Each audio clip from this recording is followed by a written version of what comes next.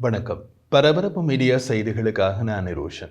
அமெரிக்க ஜனாதிபதி Donald Trump புதன்கிழமை உக்ரைனில் தனது போரை முடிவுக்கு கொண்டுவர ரஷ்யா ஒப்பந்தம் செய்யாவிட்டால் ரஷ்யாவுக்கு எதிரான தனது பொருளாதார தடைகளை விதிப்பதாகவும் ரஷ்ய பொருட்களுக்கு புதிய வரி விதிப்புகளை அதிகரிப்பதாகவும் கூறினார். மேலும் இந்த புதிய வரி விதிப்புகள் அமெரிக்க கொள்கையினை ஏற்று பங்கேற்கும் தமது நாடுகளுக்கும் பொருந்தும் என்றும் கூறினார். ட்ரூத் சோஷல் சமூக வலைதளத்தில் ட்ரம்ப் புட்டினுக்கு கடுமை முகம் காட்டியுள்ளார். ட்ரம்ப் பதவிக்கு வந்தபோது அவர் புட்டினை ஆதரிப்பார் என்றே ரஷ்ய ஆதரவாளர்கள் பலரும் மகிழ்ச்சி கடலில் மூழ்கினார்கள். ஆனால் ட்ரம்பின் ஆரம்ப நடவடிக்கைகள் அதற்கு தலைகீழாகவே உள்ளன.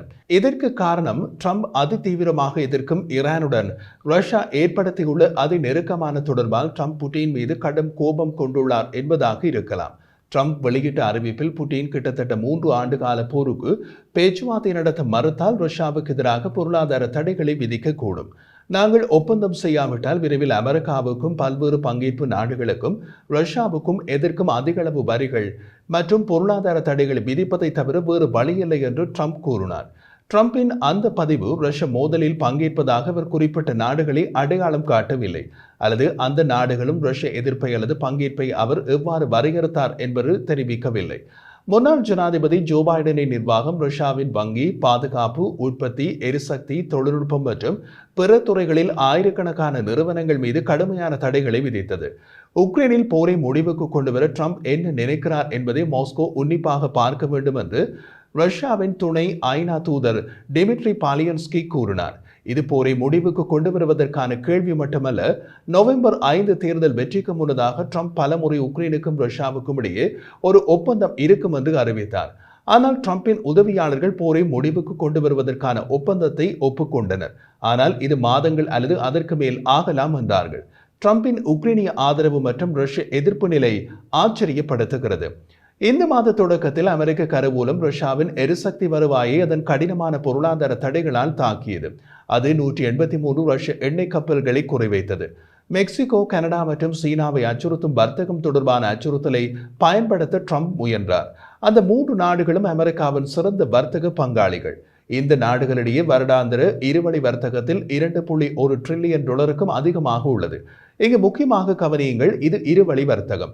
ட்ரம்ப் கனடிய பொருட்களுக்கான வரி விதிப்பை அதிகரித்தால் கனடிய இறக்குமதிகள் அமெரிக்காவை விட்டு சீனாவை நாடி செல்லும். ஆனால் அமெரிக்காவில் சீன இறக்குமதிகளுக்கு அதிக வரி விதிப்பு என்றால் பாதிக்கப்பட போவது அமெரிக்கர்களே. அவர்கள் கனடிய ஏற்றுமதிகளையும் இழக்கிறார்கள். அதன் மாற்றீடான சீன இறக்குமதிகளுக்கும் அதிக விலை கொடுப்பார்கள். 2021 $29.6 பில்லியன் இருந்து 2024 முதல் 11 மாதங்களில் ரஷ்யாவில் இருந்து அமெரிக்க இறக்குமதிகள் $2.9 பில்லியன்கள் குறைந்தது. அதே நேரத்தில் ரஷ்யா இந்த பட்டியலில் மிகவும் கீழே உள்ளது. 2014 அமெரிக்கா $13.5 பில்லியன் மதிப்புள்ள ரஷ்ய பெட்ரோலிய பொருட்களை இறக்குமதி செய்தது. ஆனால் உக்ரைன் போர் தொடர்பான பொருளாதார தடைகளுக்கு பின்னர் இது 0 குறைந்துள்ளது. ஒரு தசாப்தத்திற்கு முன்பு அரை முடிக்கப்பட்ட எஃகு மற்றும் இரும்பு உட்பட சில சிறந்த இறக்குமதி வகைகளும் 0 வீழ்ச்சியடைந்தன. விவசாயத்தில் பயன்படுத்தப்படும் கணிசமான அளவு ரஷ்ய உரங்களை அமெரிக்கா இன்னமும் இறக்குமதி செய்கிறது. 2023 சுமார் $1.4 பில்லியன் மதிப்புள்ள இறக்குமதியை செய்துள்ளது.